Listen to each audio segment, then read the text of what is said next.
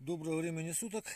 Вот немножко про ножны хотел поговорить, про подвес. Вот, то есть, если нож не сильно плотно держится в ножнах, и вот перед тем, как идете куда-то, вот немного повернули, он уже плотнее сидит. Теперь дальше вытаскиваем. Подвес бывает, тут ремень не влазит. Вот подвес такой вот, такого плана сделан. Значит, мы его сейчас просто покажу, как удлинить его, чтобы он на другой ремень подошел. Вот, немного вытянули. И вот таким вот образом сюда его переставили. Вставляем нож и затягиваем. Порвать не бойтесь на нем.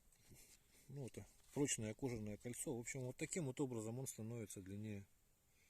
Всего доброго, до свидания.